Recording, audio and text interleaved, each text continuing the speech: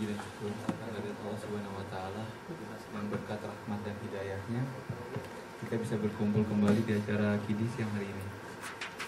Salat serta salam selalu kita junjungkan kepada Nabi besar kita Nabi Muhammad SAW yang dengan berkat perjuangan dan kegigihannya kita bisa menikmati indahnya Islam. Baiklah, untuk mempersingkat waktu, mari kita mulai acara Kidi siang hari ini dengan membaca basmalah. Lalu selanjutnya tausiah dari Ustaz. Kepada Ustaz dipersilakan.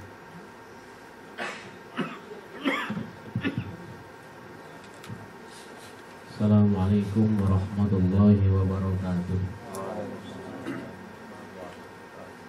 Bismillah wa billah wa fillah wa minallah wa ilallah.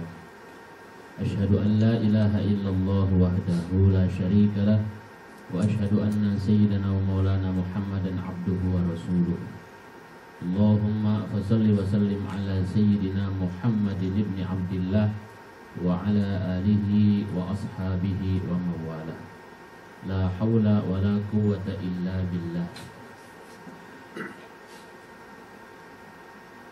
Qala Allah subhanahu wa ta'ala azza wa jalla wa ala. A'udzu billahi minasy syaithanir rajim. Bismillahirrahmanirrahim.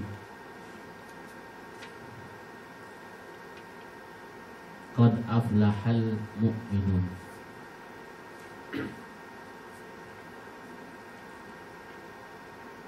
Saudara-saudara dan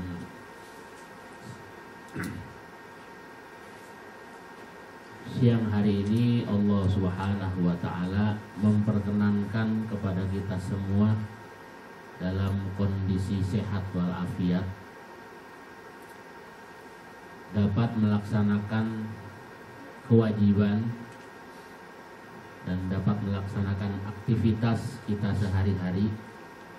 Mudah-mudahan kesemuanya itu menjadi bagian amal soleh bagi kita semua. Amin ya rabbal alamin. Kesempatan itu Allah senantiasa berikan kepada hamba-hambanya, kadang-kadang berulang-ulang, tapi terkadang juga hamba-hamba Allah mengabaikan kesempatan-kesempatan itu, sehingga yang semestinya dia meraih kebahagiaan, karena dia abaikan kesempatan-kesempatan tersebut, maka kebahagiaan itu tidak bisa diraih. Orang menilai seseorang atau menilai orang lain dianggap sukses kalau tampak baik oleh dirinya ataupun oleh masyarakatnya, hidupnya senang. Itu ukuran-ukuran sebagian masyarakat, penilaian masyarakat. Kalau sudah rumahnya mewah, hartanya melimpah, kendaraannya juga bagus, kemudian kerjanya enak, tampaknya itu dinilai sebagai hidup yang sukses, tanpa melihat sisi-sisi lain yang menurut Allah Subhanahu wa ta'ala jauh lebih sukses bila mana dibandingkan dengan penilaian manusia. Maka Islam memberikan satu pandangan, satu ukuran. Jadi sukses ini supaya tidak kabur pemahamannya, tidak berbeda interpretasinya. Maka kata Allah, sungguh beruntung, dalam pengertian beruntung, sukses siapa? Al-mu'minun, mereka orang-orang yang beriman. Jadi ukuran yang pertama, syarat ataupun kriteria pertama orang sukses itu harus beriman. Kalau beriman, kesuksesannya menyeluruh, bukan cuma sebatas di dunia, bukan cuma sebatas material, tetapi sesungguhnya kesuksesan itu berkesinambungan. Orang beriman dia akan sukses di dunia, kemudian dia akan selamat di kubur, juga akan mendapatkan kemudahan di Shiratal Mustaqim, dan kesuksesan yang sangat tinggi kedudukan dan derajatnya adalah sukses meraih ridho Allah Subhanahu wa taala. Sukses meraih ridho Allah tentu saja memperoleh keselamatan. Nah, untuk kunci-kunci kesuksesan itu kadang-kadang diabaikan. Manusia sebagian besar sangat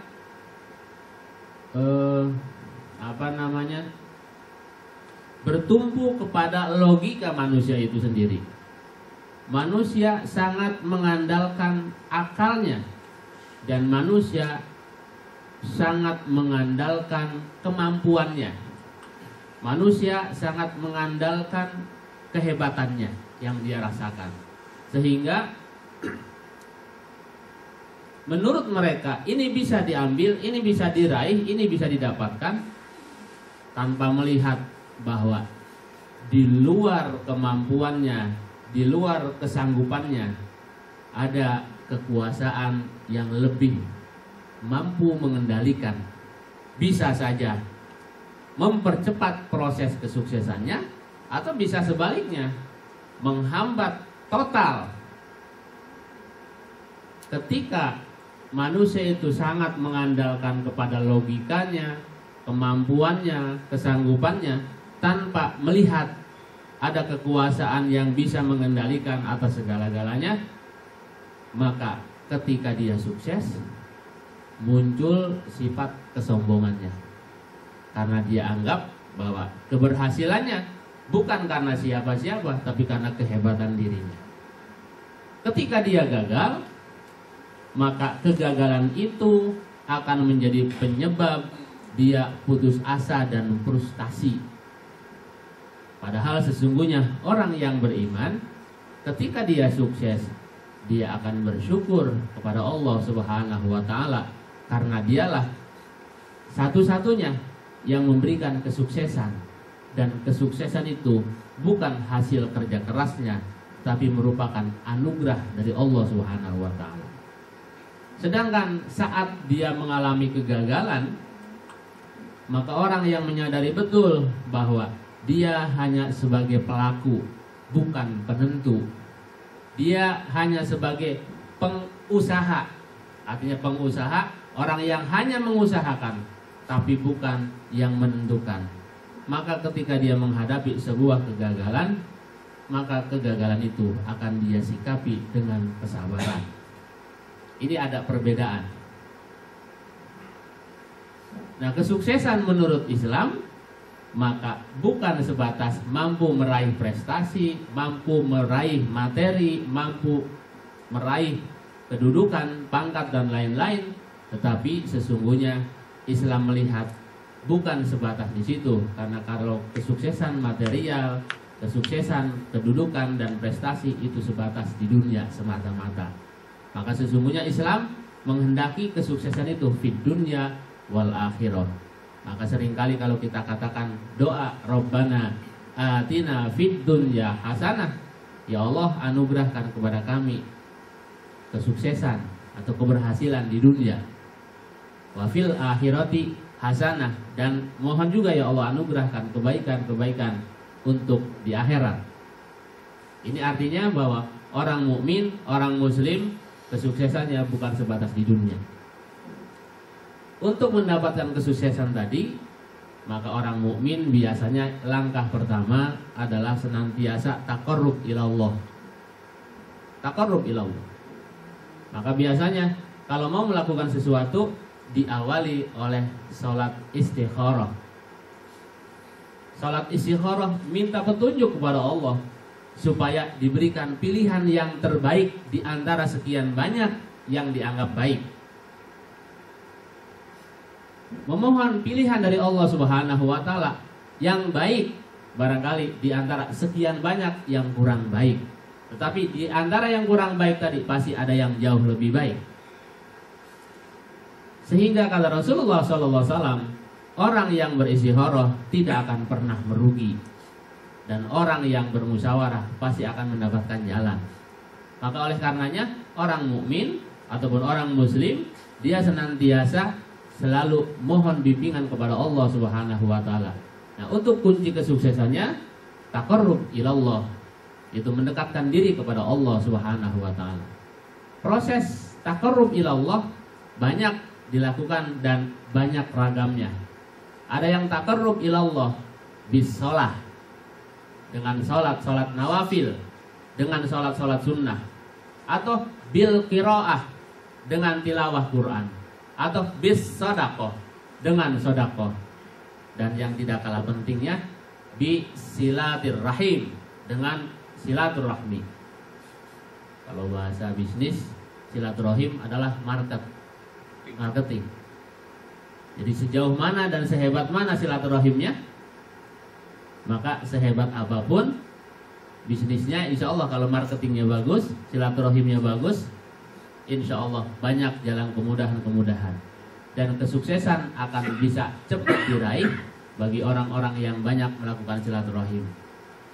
Orang yang kurang silaturahim dijanjikan oleh Rasul, selain tidak diberikan keberkahan umurnya, juga tidak begitu banyak pintu-pintu rezekinya.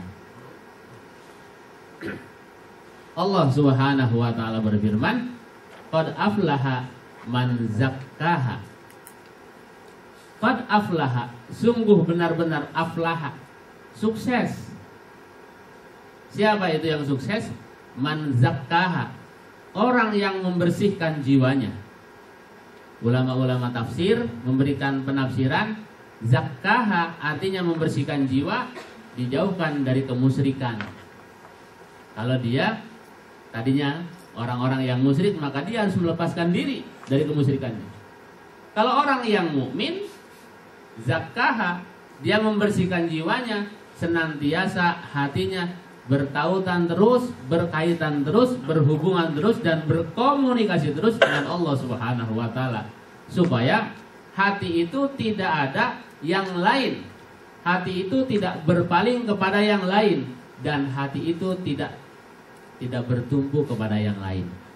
Man zakkaha. Dan Allah garis besari, waqad khaba man dassaha, dan sungguh akan merugi orang-orang yang mengotori jiwanya.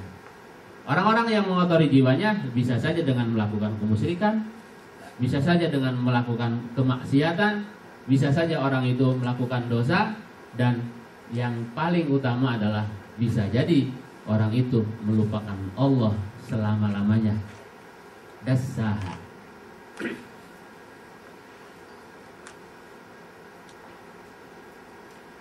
Muhammad At-Tabatabai, salah seorang pakar tafsir juga, mengatakan bahwa aflaha diambil dari akar kata al-falah.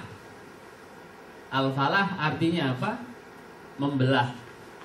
Biasanya digunakan oleh istilah para petani. Petani juga disebut falah. Petani. Kenapa?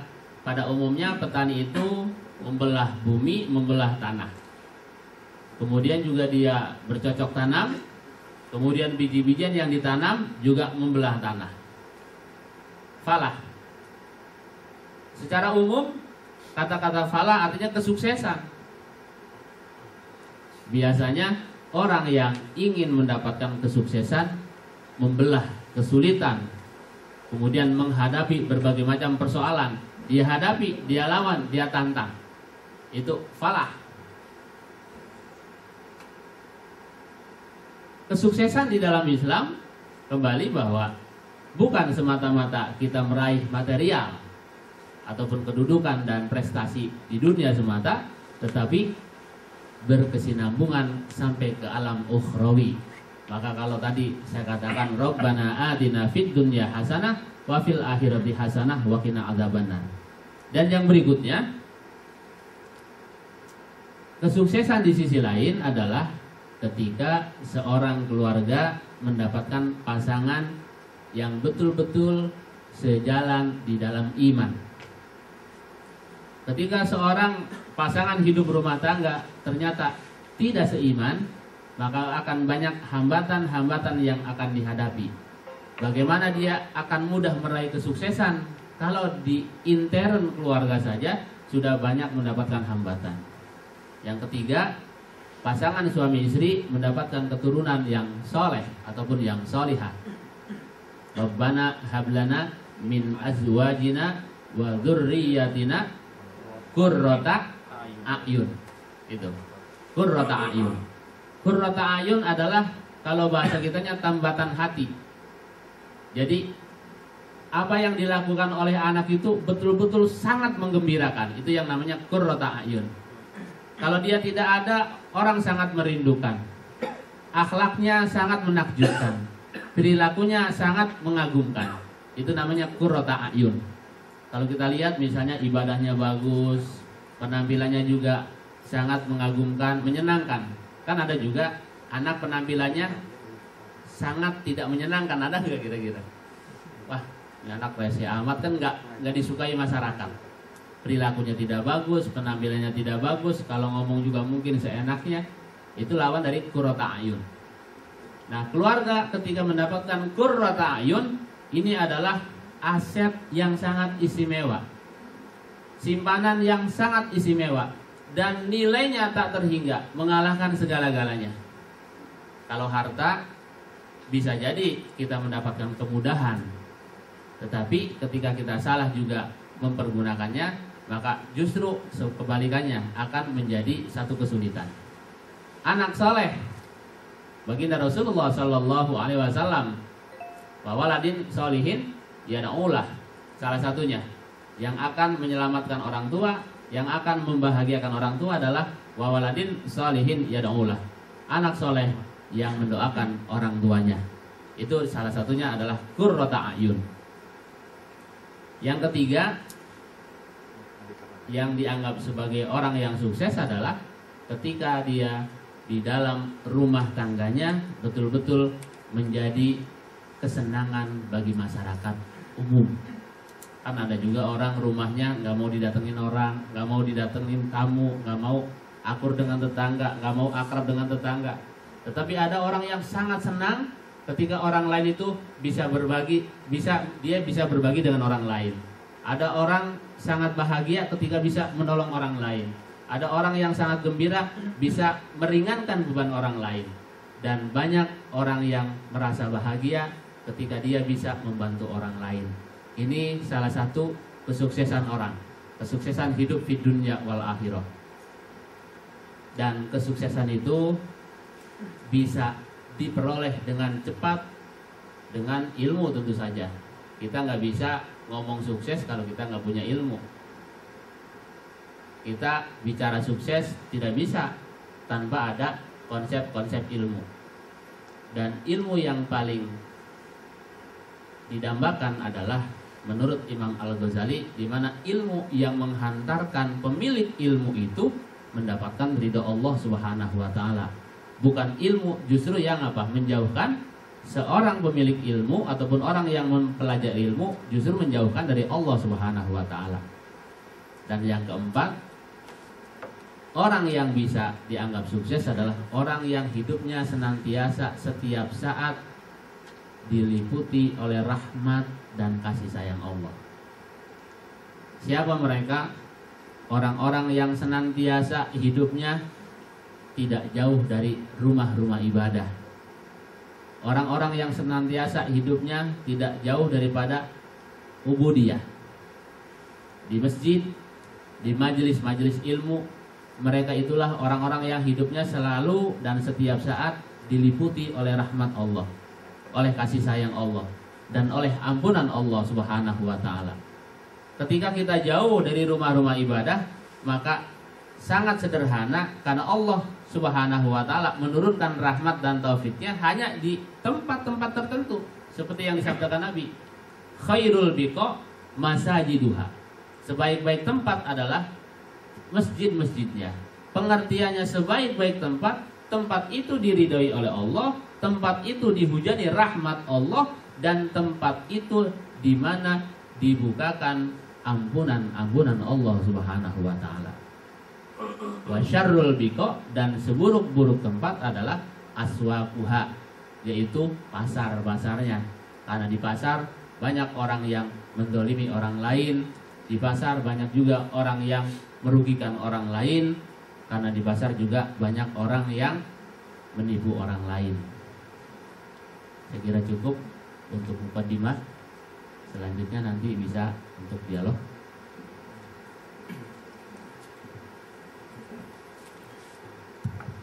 Baiklah, kepada Ikhwan atau Ahmad yang memiliki pertanyaan silakan. Dari mana ada? Dari Ahmadnya mungkin. Dan infokan kembali apabila ada yang berminat untuk membeli buku fikih tradisi ini bisa didapatkan seharga 49.000. Itu ada yang mau bertanya?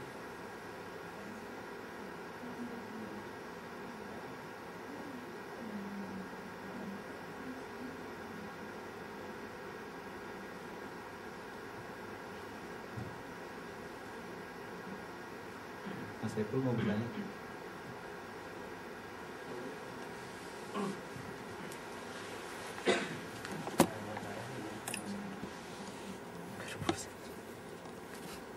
Assalamualaikum Ustaz. Pertanyaannya simpel aja Ustaz. Tadi kan anak soleh ya, doa anak soleh yang bisa membantu orang tuanya. Apa mesti anak soleh itu Ustaz? Maksudnya kalau dia sholat dalam pengertian sholat masih bolong-bolong, terus dia ibadah lainnya juga masih jarang, tapi dia rajin mendoakan orang tuanya Ustaz. Assalamualaikum warahmatullahi wabarakatuh. Waalaikumsalam warahmatullahi wabarakatuh. Kita awali dari definisi soleh dulu. Soleh itu artinya al-qaim bihuquqillah wa huquqi ibadihi. Soleh itu artinya dia bisa menjaga hak-hak Allah, kewajiban-kewajiban dia terhadap Allah tidak terlantar. Wa huquqi ibadihi, dia juga mampu menjaga hak-hak sesama hamba Allah. Artinya hablum minallahnya bagus, hablum minannasnya juga bagus. Bagaimana dengan anak soleh yang tadi barangkali ibadahnya belum baik, ya, belum baik. Sederhana bahwa apa yang dilakukan oleh seorang anak sesungguhnya itu kan investasi bagi orang tuanya. Karena tidak mungkin terlahir ini anak tanpa sebab adanya orang tua. Maka seburuk apapun anak, sekiranya dia punya amal-amal kebaikan, tetap orang tua mendapatkan bagian dari apa yang dilakukan oleh anak. Hanya barangkali untuk mendongkrak keselamatan orang tuanya butuh waktu. Karena begini, bagaimana dia mau transfer uang, dia sendiri kekurangan uang. Bagaimana dia mau transfer amal, dia sendiri masih kurang amal. Maka sesungguhnya Allah memberikan kesempatan kepada anak-anak yang soleh dengan harapan orang tua itu bisa membentuk anak-anaknya menjadi anak soleh. Supaya apa? Supaya cepat proses mendongkrak keselamatan orang tuanya, sekiranya orang tuanya memang kekurangan amal-amal kebaikan. Tetap masih bisa, hanya tidak maksimal. Gitu ya Mas ya.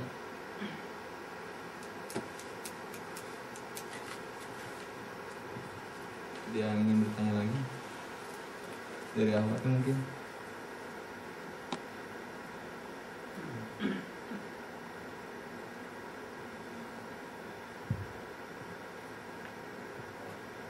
Kang Gun mau bertanya?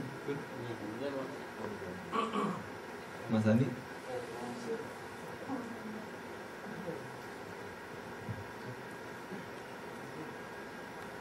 Misalnya masalah anaknya Ustaz, yang paling susah kan biasanya kalau diubah itu ketika sudah dewasa tuh Ustaz.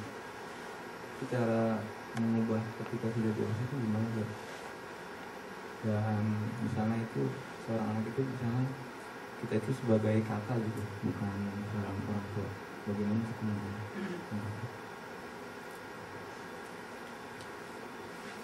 Memang mendidik anak itu tidak mudah. Banyak juga orang-orang yang memiliki kemampuan di dalam dunia pendidikan tetapi dia gagal mendidik anak. Tetapi kalau kita lihat, saya yakin bahwa setiap orang tua mendambakan anaknya untuk menjadi baik. Dan tidak mungkin dia memberikan pendidikan, pengajaran kepada orang lain kemudian mengabaikan kepada anak-anaknya. Pasti sebelum dia memberikan nasihat kepada orang lain, dia pasti lebih dahulu memberikan nasihat kepada anak ataupun keluarganya. Kalau masih usia tamyiz itu dari 0 sampai 5, 6 tahun sampai 7 tahun, tamyiz, belum balik. Maka dengan bujukan, rangsangan ataupun ditakut-takuti, itu masih ada. Dia masih ada daya tariknya, masih tergiur dengan rangsangan-rangsangan. Misalnya mau dikasih hadiah ini, mau dikasih hadiah itu, dia masih ada tertarik. Tapi kalau dewasa sudah tidak lagi ada daya tarik untuk rangsangan, hadiah dan lain-lain. Maka biasanya ada tahapan-tahapan. Ketika usia SMP sampai SMA, yang ada itu adalah memberikan peringatan dan nasihat, tapi diawali oleh contoh, kudwah hasanah.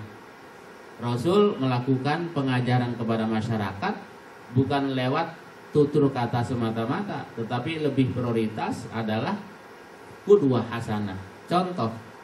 Jadi nasihat, contoh, nasihat, contoh. Tidak bisa diperlakukan dengan kasar, tidak bisa melakukan pendidikan dengan paksa. Yang paling utama adalah contoh. Ada seorang dosen pernah nakal sekali lagi masa usia SMA-nya. Disuruh oleh orang tuanya supaya pergi ke pondok, dia nggak mau, maunya sekolah ke Jerman. Dia bilang, dari nakalnya ini anak, dan dia paksakan kemauannya.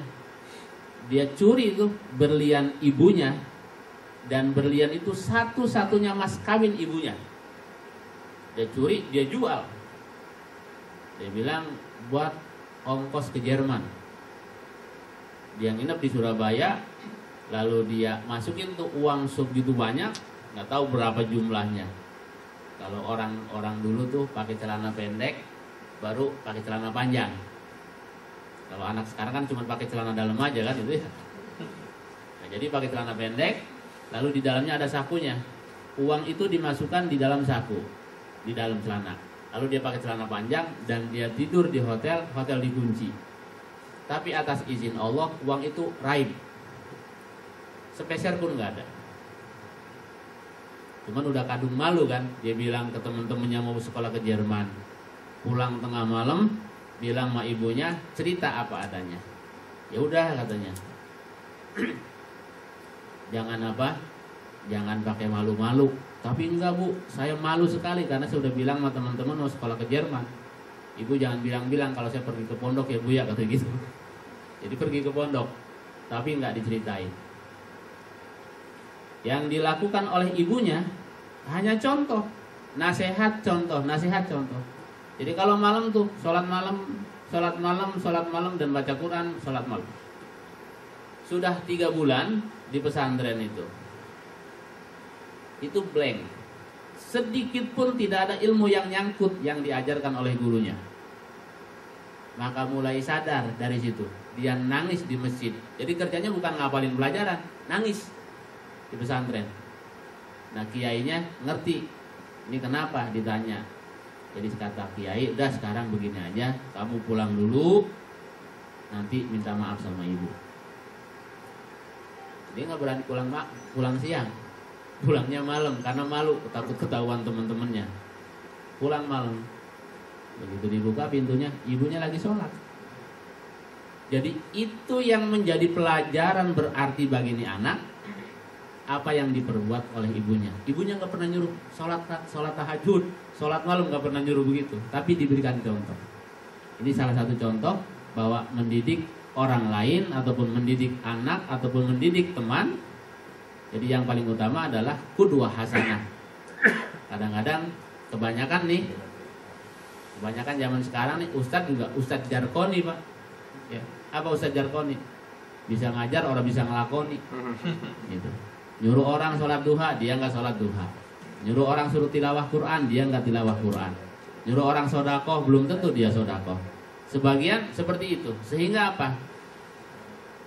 Himmah, gairah umat untuk mengamalkan atau ruh diniyah untuk diamalkan oleh masyarakat itu sangat apa? Sangat lamban dan berat. Sangat lamban dan berat. Kenapa? Karena tadi, jadi bisa menyampaikan, tapi belum tentu bisa mengamalkan. Nah, kita mohon perlindungan kepada Allah Subhanahu Wa Taala supaya kita nih orang-orang yang mendengarkan ilmu, tapi juga orang-orang yang mengamalkan ilmu. Gitu. Jadi contoh aja ya, qudwah hasanah. Malah kadang-kadang tidak perlu ngomong sebenarnya, contohin aja. Tapi kadang-kadang orang perlu juga diomongin kan itu. Jadi sekiranya nih orang tidak patut diomongin, nggak usah diomongin, tapi cukup diberi contoh. Insya Allah lebih dahsyat daripada diomongin. Kalau dicontohkan. Iya karena ada ini.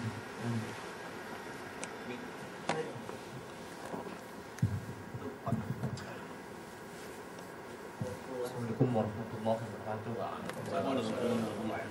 Saya mau bertanya mengenai tingkah laku misalnya atau perbuatan orang tua terhadap anaknya. Di seandainya orang tuanya itu ibaratkan memberikan nafkah gitu ya terhadap keluarganya itu dengan harta yang tidak baik gitu ya, atau uang haram, atau apakah itu akan mempengaruhi kesuksesan anak di kedepannya nanti? Mungkin itu aja.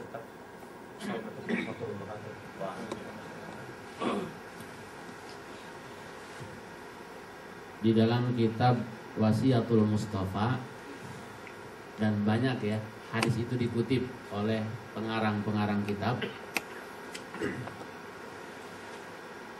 Man akalal haroma qasat qalbuhu. Man barang siapa akala yang makan al haroma barang-barang yang haram. Haram itu bisa saja barangnya haram atau cara mendapatkan itu barang dengan cara yang haram. Qasat qalbuhu, bahasa Nabi begitu. Keras hatinya, sulit dinasehatin, sulit dibilangin. Itu sebenarnya simple teks hadis itu. Tetapi apa yang ditanyakan tadi itu berkesinambungan. Misalnya sangat mempengaruhi terhadap akhlak dan perilaku anak, bisa jadi. Kalau bicara sukses kan relatif gitu ya. Tapi bagaimana ini anak membahagiakan orang tuanya atau tidak membahagiakan orang tuanya? Bahasa Imam Al-Ghazali, halaluhu bughdullah. Halalnya saja tuh harta kekayaan sering-sering mengundang murka Allah. Halalnya aja. Wa kaifa haramuhu, kata Imam Ghazali. Bagaimana kalau dia haram? Yang halal aja seringkali menghambat dan menjauhkan jarak manusia dari Allah. Yang halalnya saja. Coba nih, saya dagang di pasar. Kalau kita tongkrongin aja nih dagangan saya di pasar, bisa lewat sholat zuhur, bisa sholat subuh, bisa lewat sholat asar kan gitu. Padahal kan nyari yang halal. Gitu. Bagaimana dengan nyari yang haram? Nah, oleh karena itu manusia tidak boleh lepas daripada istighfar kepada Allah Subhanahu Wa Taala. Kalau jelas-jelas haram, ya jangan diambil ya, harus dihindarkan. Saya kira yang halal jauh lebih banyak jumlahnya ketimbang yang haram. Banyak. Yang halal itu lebih banyak. Cuman kadang-kadang orang suka punya konsep yang keliru. Yang haram aja susah, apalagi yang halal. Bukan begitu sebenarnya. Yang halal banyak, yang haram sedikit. Contoh di makanan. Yang haram kan cuma misalnya daging anjing, daging babi. Yang halal banyak. kerbau halal, sapi halal, kambing halal, ikan halal, ayam halal, kan itu sangat banyak. Minuman juga sama. Saya sekira itu betul akan apa? Akan ada hambatan-hambatan kepada anak dan keturunan. Tetapi jangan salah bahwa apapun yang diminta, kalau misalnya nih, ya Allah tolong berikan saya anak yang soleh. Di anak saya ternyata belum soleh, artinya doa saya tidak dikabul. Tapi nanti di cucu ketemu, artinya bahwa doa itu dikabulkan oleh Allah Subhanahu Wa Taala. Cuman bukan di anak, hanya di cucu. Di cucu nggak ketemu, dicicit. Itu.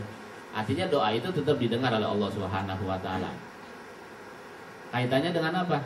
Dengan rencana-rencana Allah, dengan agenda-agenda Allah. Karena Allah lebih mengutamakan agendanya daripada keinginan manusia kan. Barangkali untuk perubahan masa cicitnya, untuk perubahan masa cucunya, gitu. Seperti itu. Nah, kalaupun tadi tidak ketemu di anaknya, ternyata anaknya sukses, padahal bapaknya misalnya melakukan tindakan-tindakan yang tidak baik, mendapatkan harta dengan cara yang tidak baik, anaknya lancar, bapaknya sehat, istrinya sehat, tapi nanti tetap kalau mulus semuanya, ya catatan akhirat kan ada. Iya kan? Catatan akhirat ada di dunia sanksinya, plus di akhirat, tapi ada juga di dunia lepas lewat, tapi di akhirat pasti. Saya kira itu.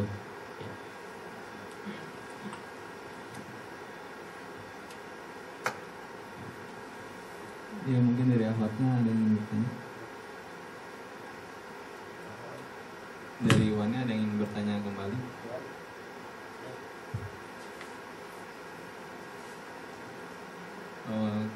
Kalau nggak ada, kita tutup dengan doa aja. Allahumma salli ala sayyidina wa habibina wa syafiina wa maulana Muhammad wa sallim wa radiyallahu an kulli sahabat Rasulillahi ajma'in. Bismillahirrahmanirrahim. Alhamdulillahi rabbil alamin. Hamdan yuafi ni'amahu wa yukafi mazidah. Ya Rabbana lakal hamdu wa lakal mulku wa lakal syukru kama yanbaghi ridal karimi wa azimi sultanik. Allahumma ya Allah ya Rahman ya Rahim ya Malik ya Kudus ya Salam ya Mu'min ya Muhaimin ya Sattar ya Syakur ya Jabbar ya Qahar ya Ghafar ya Latif ya Khabir ya Sami'u ya Basir. Istajib do'ana ya Arhamar Rahimin. Allahumma ya Allah, sungguh kami yakin ya Allah Engkau Maha Pengasih, Maha Penyayang. Sayangi orang tua kami yang telah tiada ataupun yang masih ada ya Allah. Sekiranya orang tua kami telah tiada ya Allah, lapangkan kuburnya, sinari dengan cahaya imannya ya Allah. Berikan kepada mereka nikmat kubur dan kebahagiaan di kubur ya Allah. Lapangkan kubur mereka, terima seluruh amal ibadah mereka dan ampuni serta maafkan kesalahan-kesalahannya. Bagi yang masih hidup di tengah-tengah kami ya Allah, mohon kiranya mereka panjang umur, sehat walafiat dan dalam keadaan taat kepadamu ya Allah. Dan jadikan kami anak-anaknya, anak-anak yang soleh dan solihah ya Allah, yang dapat membahagiakan orang tua kami, yang dapat memberikan kesenangan kepada orang tua kami, yang dapat memberikan kebahagiaan kepada orang tua kami ya Allah. Untuk itu anugerahkan kepada kami rezeki yang cukup, yang halal serta berkah ya Allah, agar kami dapat menyenangkan dan membahagiakan orang tua kami yang masih ada ya Allah. Ya Allah ya Rahman ya Rahim yang Maha melindungi. Sungguh di tengah-tengah kami ya Allah banyak cobaan dan godaan ya Allah. Tidak ada artinya apa-apa diri kami ya Allah, tidak memiliki kekuatan sedikit pun ya Allah, dan tidak ada arti apapun diri kami ya Allah. Hanya dengan pertolongan dan perlindungan-Mu ya Allah, kami bisa terjaga dan terhindar dari berbagai macam godaan dan rongrongan ya Allah. Selamatkan kami semua ya Allah, terutama selamatkan iman kami, iman anak dan saudara kami, iman saudara-saudara kami yang lainnya ya Allah. Berikan kepada kami iman yang kokoh ya Allah, yang senantiasa ingat kepadamu, yang senantiasa dekat denganmu ya Allah, yang senantiasa berserah diri kepadamu, yang senantiasa berpasrah kepadamu ya Allah. Ya Allah, telah Engkau anugerahkan kepada kami rezeki ya Allah. Jadikan kami hamba-hamba-Mu yang selalu bersyukur atas nikmat yang Kau berikan kepada kami ya Allah. Jangan sampai diri kami ya Allah menjadi hamba-Mu yang selalu menghitung-hitung rezeki dan selalu menuntut kepadamu ya Allah. Jadikan kami orang-orang yang senantiasa mensyukuri atas nikmat ya Allah. Ya Allah ya Rahman Rahim, sungguh ada di antara saudara kami, kawan kami, kerabat kami yang saat ini dalam kondisi sakit. Ya Allah, anugerahkan kepada mereka kesehatan dan kesembuhan agar mereka dapat melaksanakan ibadah dengan sebaik-baiknya. Ya Allah ya Allah ya Rahman Rahim, sungguh banyak ilmu yang telah kami dengar dari guru-guru kami, dari kawan-kawan kami, dari tetangga-tetangga kami. Jadikan ilmu yang kami dengar itu ilmu yang manfaat bagi kami, ya Allah, dan ilmu yang menjadi bekal bagi ibadah kami, ya Allah, dan ilmu yang senantiasa menolong dan melindungi kami, ya Allah. Rabbana hab lana min azwajina wa dzurriyyatina qurrata a'yun waj'alna lil muttaqina imama. Ya Allah, jadikan kami orang-orang yang sukses di dunia dan sukses di akhirat. Jadikan kami orang-orang yang bahagia di dunia dan bahagia di akhirat, ya Allah. Jadikan kami orang-orang yang Engkau berikan kesenangan di dunia dan Engkau berikan kesenangan pula di akhirat, ya Allah. Rabbana taqabbal minna innaka antas samiul alim wa tub 'alaina innaka antat tawwabur rahim.